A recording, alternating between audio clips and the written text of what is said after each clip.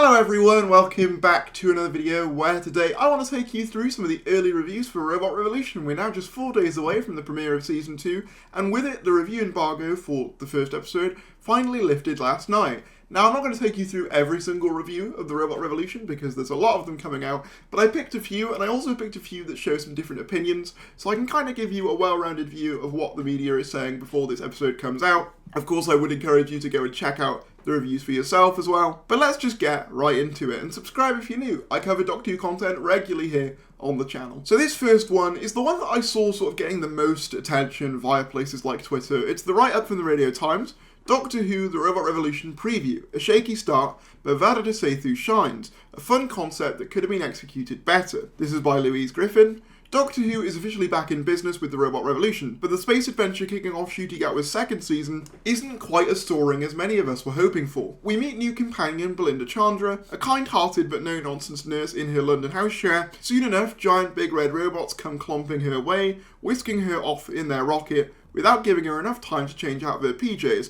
Understandably, she's a bit baffled. Answers come her way though. Belinda has a star named after her 17 years ago, and now the robots inhabiting the planet, orbited by the star, believe her to be their queen, and are determined to, quote, bring her home. But there's the small matter of brutal war raging on the planet known as Miss Belinda Chandra 1. To make things more complicated, a curious machine called the AI Generator wants to marry Belinda, the TARDIS is nowhere to be seen, and of course, there's something very timey-wimey going on. Okay, so a couple of things here. First of all, obviously I mentioned previously that the AI Generator would be the villain for this episode. I believe that's the robot we saw in the Disney trailer. I have a couple of sort of questions and minor concerns about this. The first one is, of course, AI has become a very hot topic within the last sort of couple of years especially, and I imagine that this script would have been written around 2021 alongside Season 1. I remember Russell being interviewed about Season 2 scripts as early as 2022, so we have to assume that he was writing them around then. And of course, while AI was a topic around then, obviously the technology of AI changes very much, and kind of the landscape and discourse surrounding stuff like that changes very quickly, and I worry about some of the AI stuff being a little bit dated. What I mean by that is if you go back to stories like Revolution of the Daleks in 2021, it has what is very obviously a Theresa May stand-in as Prime Minister in that episode, which probably would have made sense back when they were writing the episode in probably 2019, when she was still Prime Minister at that point probably. But by early 2021, we were deep into the age of Boris Johnson at that point. So I guess the point I'm making is that sometimes commentary can feel dated before it broadcasts. I mean, even in Legendary Sunday last year, we have Mrs. Triad doing a Theresa May-esque dance, which feels even more dated considering that that was probably, nearly 8 years ago at the time that that episode came out. So I'll just be interested to see whether the AI stuff in this episode feels relatable and understandable to what we currently view AI as and what we see it doing, as opposed to what it was doing 3 or 4 years ago. Does that make sense? The other thing I will say is that the name AI Generator being the actual name of the villain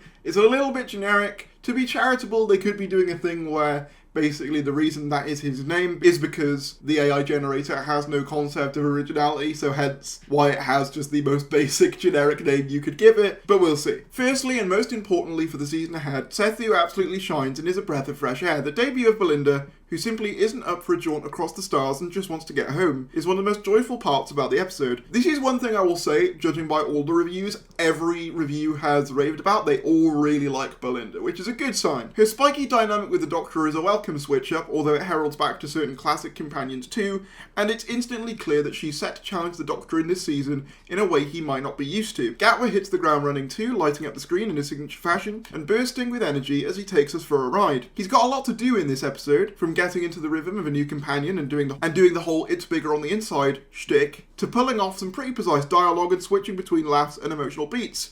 As always, he does it with ease and is a joy to watch. But the episode is dragged down in various ways, most of which we can't talk about just yet. Suffice to say that the episode's climax, involving a rather ludicrous reveal, fails to stick to the landing. There's also some very on-the-nose writing, characters stating the obvious, rather than allowing the episode's themes to speak for themselves. There are some great moments too though. A tense sequence in the middle of the episode involving an exchange between the Doctor and Belinda in front of their robot captors is gripping. Anita Dobson's Mrs. Flood makes her long-awaited return, and she's camp as ever.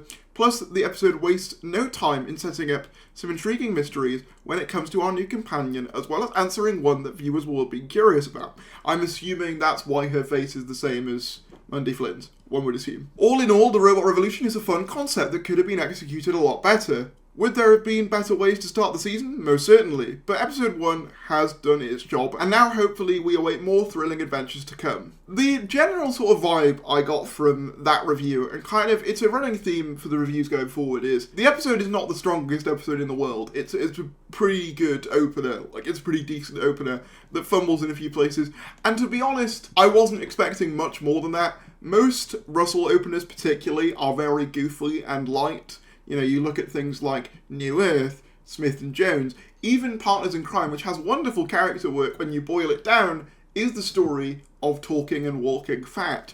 So I wasn't expecting anything too much deeper than this. I am a bit concerned by some of the things it states about some of the writing being a little bit heavy-handed and the characters stating the obvious a bit too often. That is an issue I had with the last era a lot as well. And I am curious to what this episode climax is, especially because in the next review we're going to cover, they actually say they really like the climax of the episode. So there's a bit of a kind of discrepancy there. Speaking of that next review, I've taken the variety review next.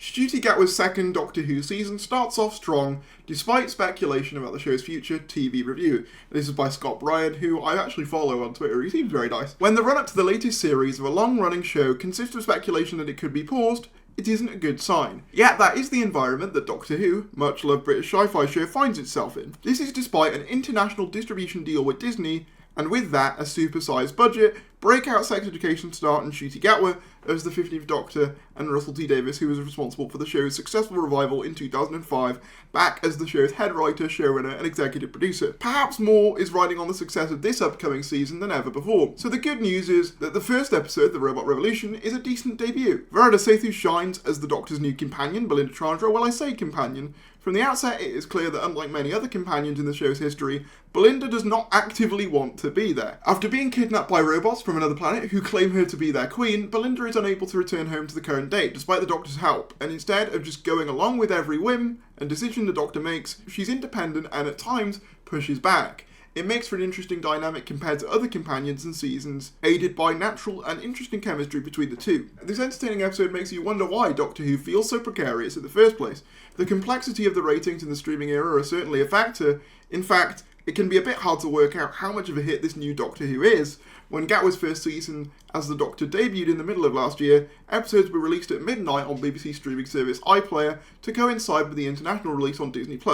As a result, an underwhelming 2.6 million tuned in for the first episode on BBC One, but that didn't include the majority of people who had already watched it on iPlayer the same day, resulting in a later combined total of over 6 million. A similar trend continued for the rest of the season, with Davis saying that the show was doing well, with key age groups such as under 16s and 16 to 34. It's not doing that well in the ratings, he said, but it is doing phenomenally well with the younger audience that he wanted. Then, despite highlighting that each episode of Gatwa's first season was in the top 5 series globally on the Disney Plus platform every week it aired, reports that Disney Plus would not decide to renew its current distribution deal with the BBC until the upcoming season had finished airing, merely added to cynical speculation, even if a deal goes through between the two, as television production generally takes a year. It feels inevitable that there is going to be a gap before the next season anyway. Okay, so this article actually talks a lot about Doctor Who's performance, so I'm going to skip a bit of that to actually talk about the Robot Revolution, which is all the new stuff. Without revealing spoilers of the Robot Revolution, an initially predictable plot has an unexpected and pretty ambitious twist in the third act, which it manages to land.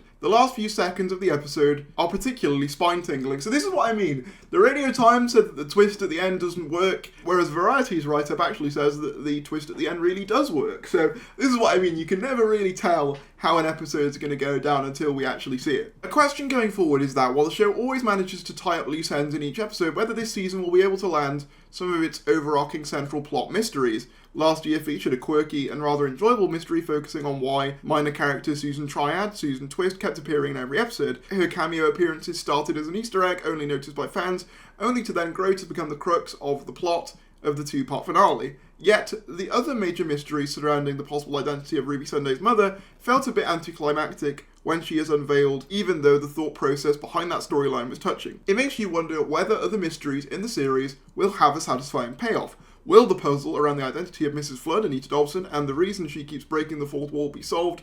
and makes sense. How about her hint at the end of the season that the Doctor's story would, quote, end in absolute terror? And will any upcoming explanation of why Sethu has already appeared as a different character in Gatwa's first season in the episode Boom be logical to viewers too? And then, of course, the new mystery consists of why Belinda Chandra cannot return home to the current day, even though the TARDIS is trying to do so. You just hope that, like the TARDIS, it manages to stick the landing. Interesting. So this overall seems like a much more positive write-up. I guess the other thing that's interesting about this review is that it makes more mention of the TARDIS not functioning, which again, we kind of saw in the trailers, but I'm interested to know why the TARDIS is playing up again. Obviously, last series, it was playing up to Sutek's influence. What is the reasoning going to be this year? Could it finally be some Time Lord meddling? Potentially, who knows? Finally, I think we're going to take a look at the Metro's review. Now, interestingly, any of the reviews I saw that had a star rating system all rated it around 4 stars, which is interesting. Doctor Who's new season could be spectacular if it heeds this warning. This is by Asiya Iftikhar. I hope I'm saying that right. Robots on the rampage, a new companion with a chin-scratching mystery, and no way for the TARDIS to get home. The new season of Doctor Who has all the ingredients to be great. In the first episode of Ncuti Gatwa's second season, The Robot Revolution, we meet Belinda Chandra, Varada Sethu, an A&E nurse, who gets caught up in an intergalactic mystery far beyond her pay grade. And as we got a taste of in the trailer, we are quickly introduced to Belinda's vivacious personality. Someone who is thoroughly unimpressed with extraterrestrial threats, but has just enough curiosity to keep her hooked to the Doctor's manic life. The plot of this episode follows Belinda, who has a star named after her as a gift from her ex-boyfriend. Years later, robots kidnap Belinda and ferry her to a planet orbiting her star, of which she is now the unintended queen. Oh, and they want to force her to marry a villainous machine known as the AI generator. So, business as usual. Of course, the Doctor is there to save the day, as the pair work together along with the other terrorized inhabitants to overthrow the robot overlords. It's a classic adventure filled with some fun reveals as you wait to see the outcome. Russell T Davies is maintaining Season 1's tone and aesthetic, from the high-budget feel to the accelerated emotional arcs.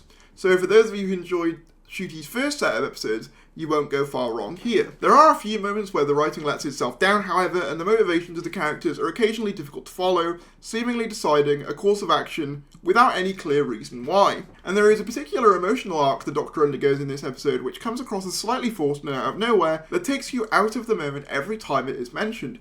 Interesting that they're having a emotional arc for the Doctor this early on in the first episode.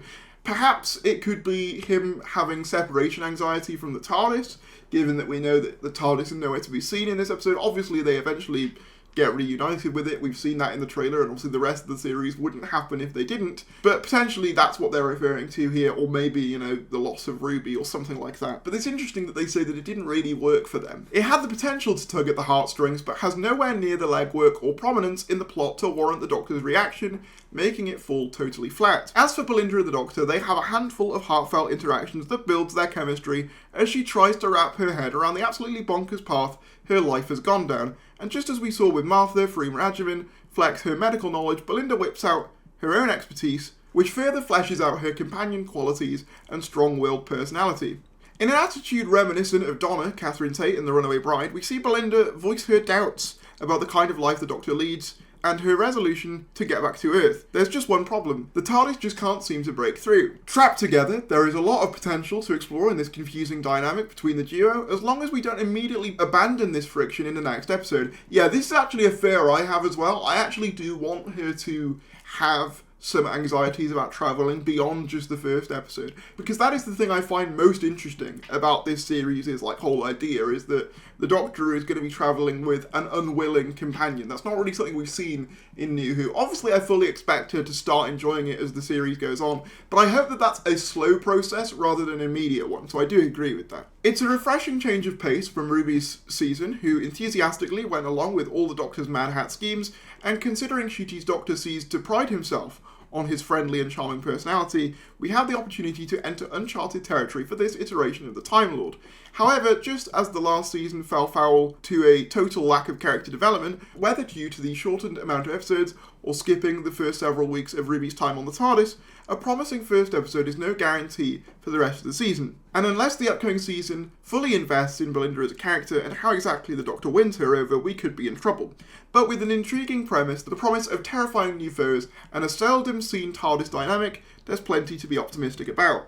So strap in and enjoy the ride. So yeah, this one is saying overall that this is a good, solid opener, 4 stars, but they worry about its longevity, and they worry about, is it going to be able to stick the landing with these characters, and is this dynamic going to be consistent throughout the series and not just dropped after this episode, which is something I agree with, and I hope that is the case as well. So I think you're getting the gist overall. Overall, this episode has been received fairly positively by most outlets I could find.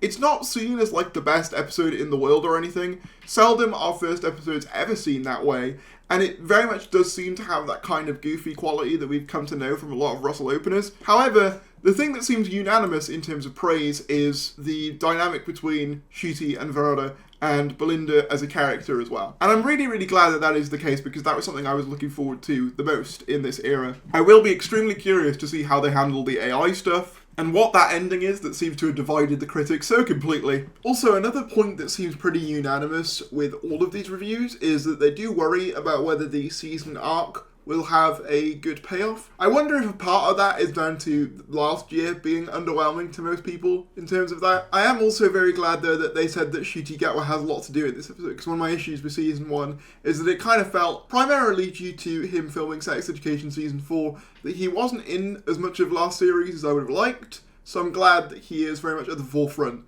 this year. But if you did enjoy this video, be sure to give it a like, subscribe if you're new, comment down below your thoughts, and I'll see you later.